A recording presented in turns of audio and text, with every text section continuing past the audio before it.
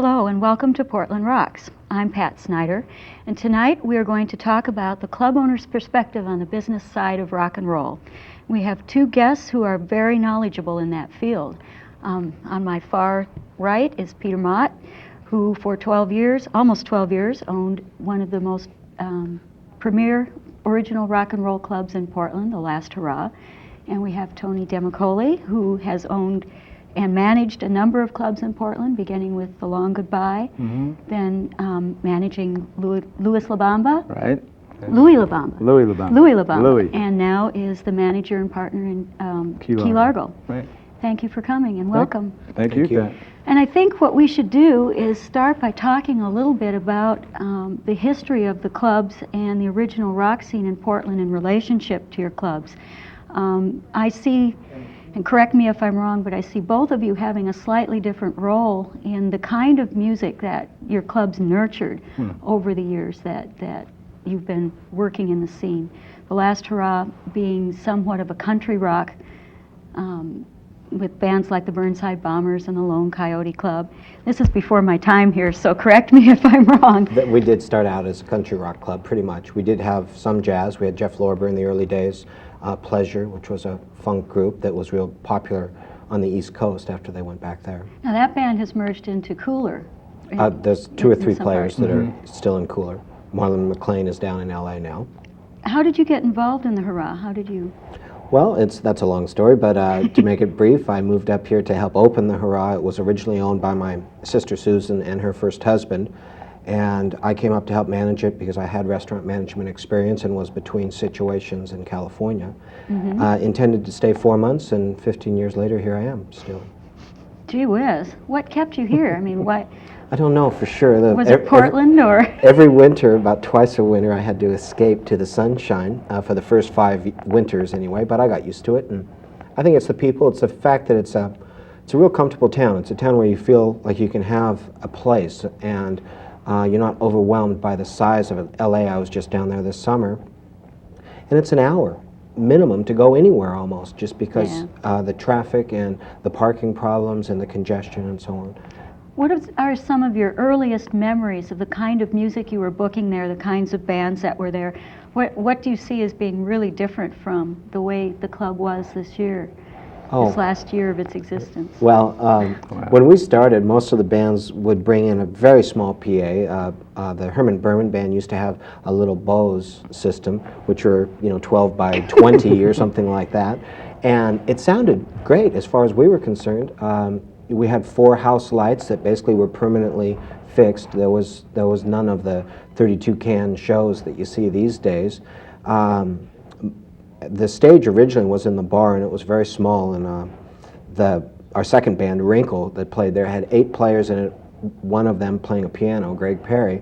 And so Jules and Jim Dunlap, who were the 2 lead singers, they had to sit on top of other instruments or amps or whatever to fit 8 guys up there on this little stage. So the Hurrah changed over the years. Then you must have expanded the stage since I first started going to the club, because when I was there, it seemed like even Crazy Eights could manage to fit tightly, but nonetheless got on stage. We remodeled twice, and we took, the first one was taking the stage from in the bar and putting it out in the music room and adding a dance floor. And then 3 years after that, I think, we remodeled again, made the stage larger and the dance floor larger. At what point did your brother Michael get involved? Well, Michael came up about 4 months after we opened. We had spent approximately 6 months trying to get our liquor license and building the Last Hurrah, and a few months after we opened, basically the business was getting very hectic, and it was very long hours. We were working 6 or 7 days a week, 16 hours a day, and Mike had been managing a restaurant down in California, and so I called him up and asked him if he was interested in moving up to Portland, and at that time he was dissatisfied with his job, and so he came on up and started bartending and then took over the bookings of the band a couple years later. Sounds like the timing was right for both of you. Yeah, it basically just sort of happened. It wasn't anything that was really planned. And here you still are. Tony, why don't you give a little of your history in the local rock scene. It's Well, mine tad also bit just different. happened too. You know? Now, where are you originally from? Well, I was born on an island in the Mediterranean called Malta. You But really are from Malta. yeah, born and raised there. The Maltese Falcon. Right. But I came to New York, to America, and lived in New York for 16 years. And I happened to come out to Oregon after meeting a friend in New York who convinced me there was the most beautiful place to be. And I did. I came out here, and I've been here since. And anyway, it's a long story in between. I ended up living out in the woods and for a period of time, and came into Portland and stumbled onto a friend of mine who turned me on to the Long Goodbye. They were just gearing up, and they needed people who can have artistic knowledge and get involved. They were doing a play at the time with Storefront Theater called Review, and Richard Vidan, who owned the place, didn't have time to take care of the business otherwise, and I just stepped into it and started booking bands and doing shows and managing the place. So your background is a mix of both theater and the rock and roll scene. And let's talk a little bit about the location of the clubs we're kind of going on about. You were right downtown next to Frederick and Nelson, the old Frederick and Nelson building in a basement. And the Long Goodbye was on 10th and Effort, right? Yeah, it's still there. It's still there. It was for a while another club called JR's, but Yeah, I went through That's some converted. transitions in between the reincarnation. a real of it. transition there for a Yeah. while. And then you got involved in La Bamba. How? It was really through a friend of mine, Tom Oling. When after Long Goodbye, I worked with Tom a little bit at Sax Front Avenue.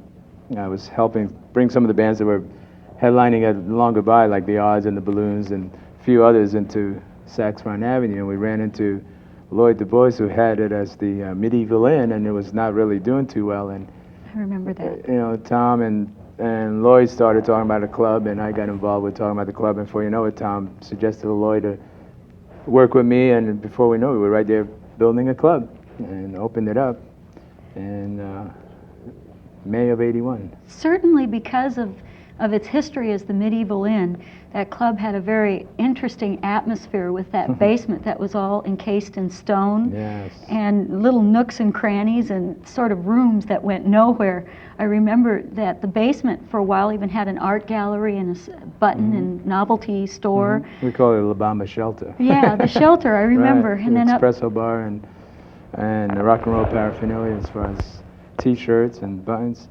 Yeah, it was really interesting down there. It's hard to recognize it now if you go down there, but it's the Newmarket Theater now. That's correct. Yeah, it's split up into different areas, and even the fireplace, you can't even see it. But yeah, it definitely had a lot of character. Now, in talking about the difference in the kinds of bands that the two clubs were, there was some crossover, of course, in the clubs, but I always thought of the Long Goodbye and La Bambas as being, I don't want to say necessarily progressive, but the bands that were a little more on the edge, rather, I don't know exactly how to describe it, bands that just didn't garner your... Being in the mainstream? Right. If I think back, I never did see the odds or the results, but I remember Map of France originally playing there. Crazy Eights had some of their very first gigs there. And these were very untypical bands for their time. They were maybe in some sense very musically ahead of their time. And I remember the Hurrahs being a great place to go to see not only new bands, but also bands like Johnny and the D's, where you could just know you were going to have a great time, go down there and see a band that you knew a lot about. In both senses, during the times that you had those clubs, you were nurturing or bringing along some of Portland's new artists. How did you feel knowing, or how do you feel knowing that, say, New Shoes or the Dan Reed Network got started in your clubs? I think you can't feel anything but happy and proud, you know, for them, for everybody. I think it speaks highly of the musical talent in Portland, and to be a part of that is rewarding and satisfying.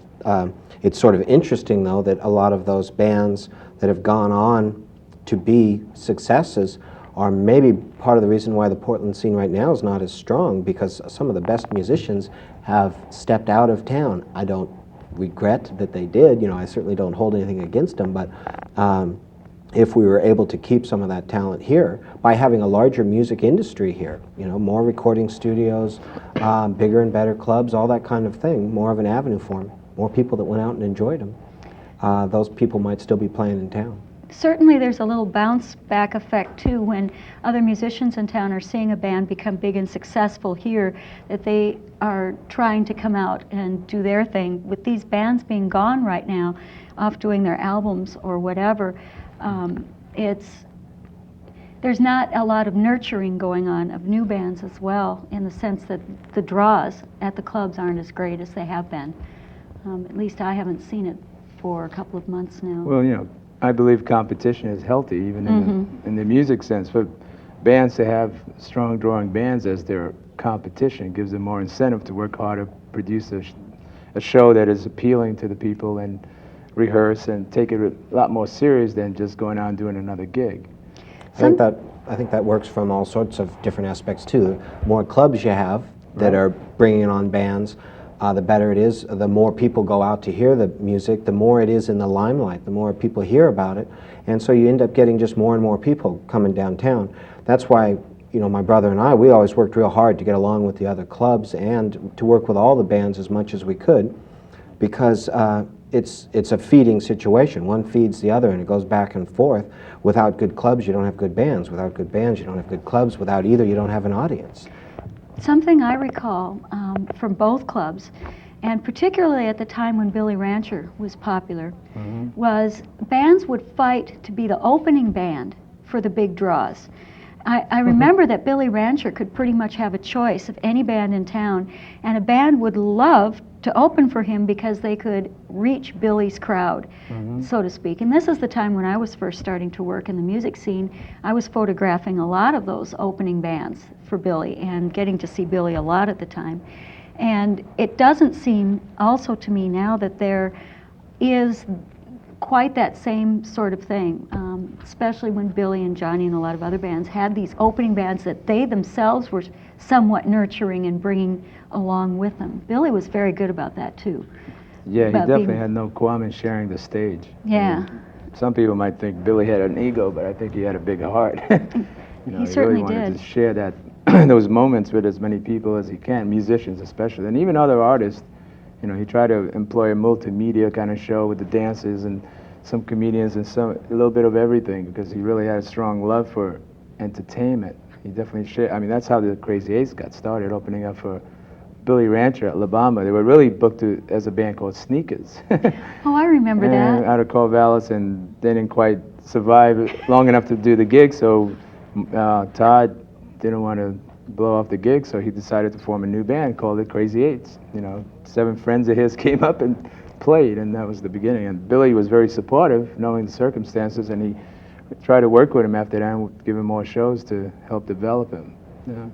That was an interesting period in Portland too. It was uncertain of which way the Portland music crowd was going to go, and before that it had been a little bit more traditional, and that's one of the areas where Tony really helped. Is he brought on a lot of the newer bands, if you want to call them new wave. You can call them lots of different things. Some of them were more arty in flavor, really. Progressive jazz even. Yeah, and the one problem with having those opening bands could be that the crowds sometimes started coming later, and clubs don't have very many hours, you know, that they're playing music, that they're making, you know, their bread and butter too. And it did, for some bands, you really saw the people arrive later, and it did cut into it. But it certainly did help nurture new bands, and I think it had a back and forth effect there for a few years. That's become somewhat of a tradition now in Portland for some of the major draws to always have an opening act. And there are some bands that still don't do that, like Cooler, but even at the Key, you know, you still see bands do that, have 2 solid sets of material, then have an opening band come in. Yeah, besides the fact that they've conditioned their audience now to not to show up before 11 o'clock, so to them it's a risk to go on earlier because their audience won't be there. So now they feel that they shouldn't put on an opening band. You know, they should go on a little bit later, and so that their audience gets there. You know. What did that do? Did that have an effect on the economy of your clubs? Of course.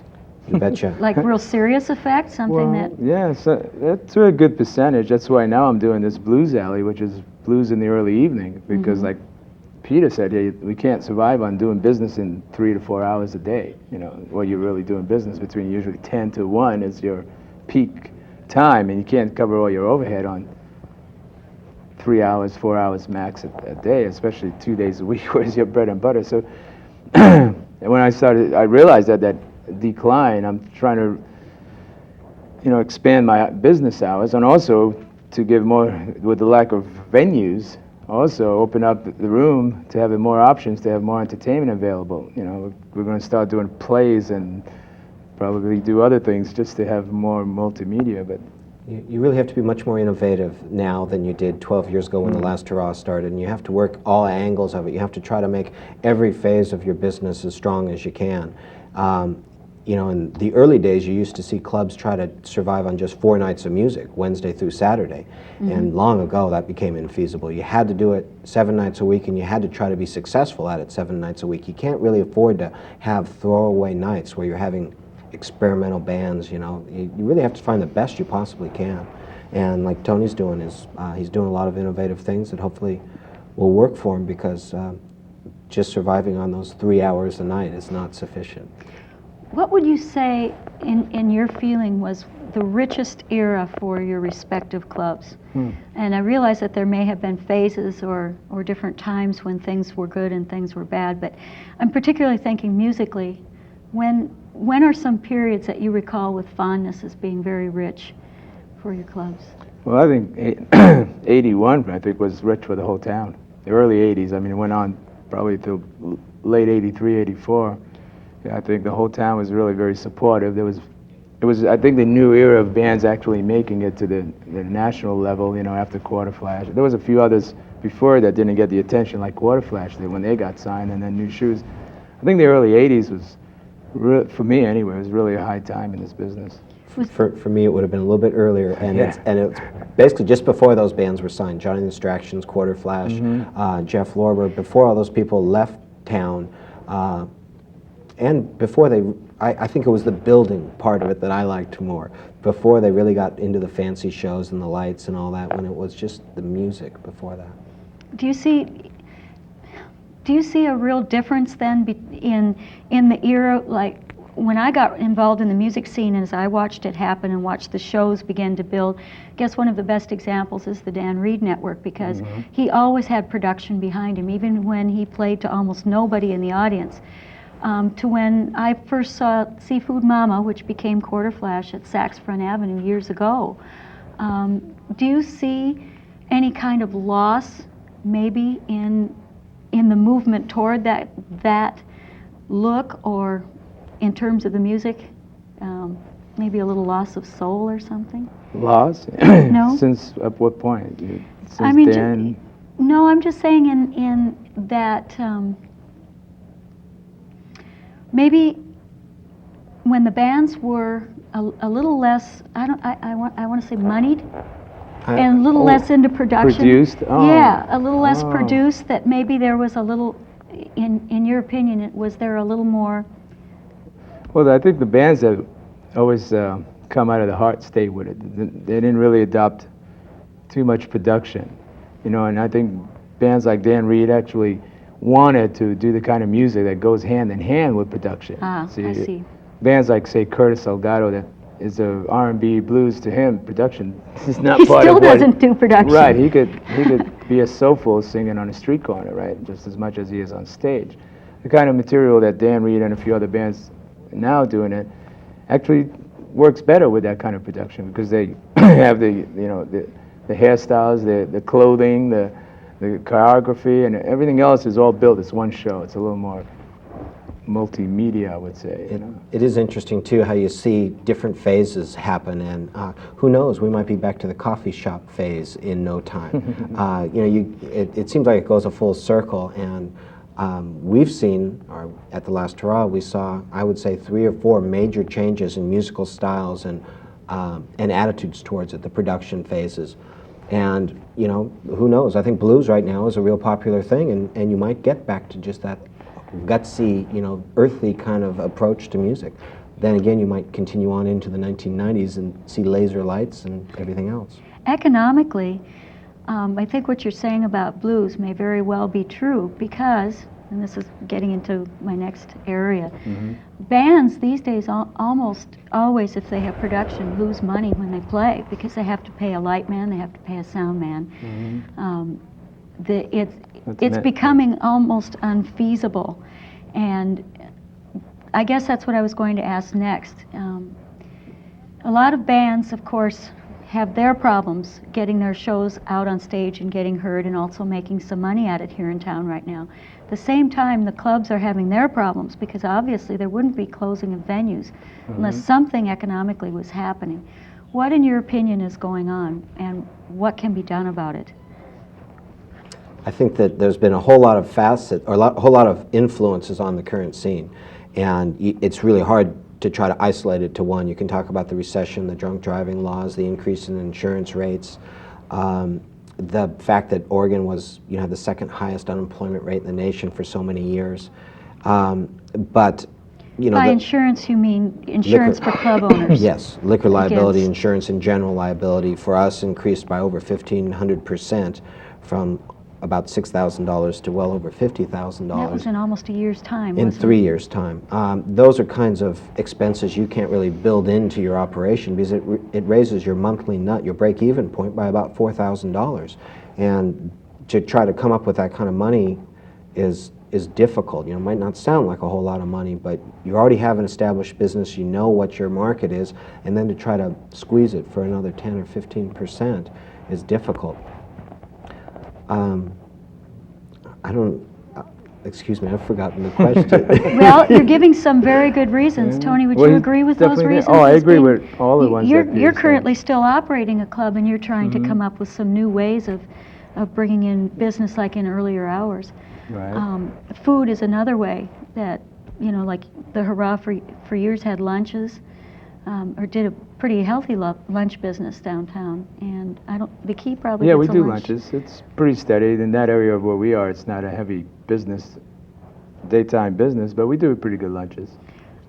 But naturally, in the end, some of the people that get hurt are the musicians because... In the long run, yes, if they have no place to even maintain their art form. I mean, not necessarily get rich over it and making any substantial amount of money, but maintaining it, just being able to buy guitar strings and drum heads and just be able to have a truck to transport their equipment and a place to rehearse and all that. It's capital investment for most bands. And it's true that some of them go into a place and actually have to pay to play. I'm trying to make arrangements where they don't have to do that at the Key with bringing in an install and making it as minimum as possible and trying to get behind them by promoting it and working harder and getting the word out. But to continue from what Peter's saying about the ills of the business, I think the bottom line are the people themselves, the consumers, who I feel maybe have too many other alternatives and are not necessarily going out to experience live music like they did in the early 80s. I think people have more toys at home like VCRs and cable and everything else to stay home. I mean, seriously, and downtown seems to be, instead of being exciting, it's like more like spontaneous instead of like it used to be in the 80s. You walk downtown at night and there's, a lot more people than you see in this time period. It's basically a two-sided crunch. There's more competition for the dollars and there's less dollars because people, the lifestyles in Portland in particular and in America in general have altered over the last decade. We don't see the people with the disposable income that they used to have. Do you think bands then are going to progress not necessarily through a live music scene but instead through recording and trying to get record contracts? Well, that's it used to be that if you didn't have a live show, you didn't get signed. No. It would be my feeling that without live performances at clubs, I don't know how bands are going to make enough money to buy their equipment and so on. In the arts, generally, you have to pay your dues. It's not the kind of thing where you just walk off the street and you paint a Van Gogh and sell it for $54 million like it was sold the other day. Consequently, it has to be a passion. It has to be something you really want to do, and you have to dedicate yourself. And I know Tony dedicates himself. He works harder than anybody I know, and I think my brother and I worked hard at it. The musicians have to do the same, and then hopefully we have dedicated fans out there, customers of ours, fans of the bands that are going to go out and support the scene. The arts in general in Portland are doing very well. the live music scene is not doing so well. It's interesting. You would think that they would go hand in hand, but they don't always. Well, we're going to have to wrap up here pretty quick, so I'd like to close with asking you to maybe talk a little bit about something that happened or a fond memory that you have from your years promoting the music industry, maybe something involving a local band. If you can think of something, that'd be great. Well, the first thing that came to my mind was when back at Bamba, when issue of Two Louis came out, and a couple of the Billy Rancher and the Unreal Gods didn't like what was in it, and they threw it in my fireplace. A whole bundle of them, I mean, a whole stack of Two Louis right in the fireplace. I don't read that publication. Where's that? Well, What is Two? No. Anyway, Kidding, Buck. you know, it's humorous and sad at the same time. I mean, I see the humor now, I didn't see it then.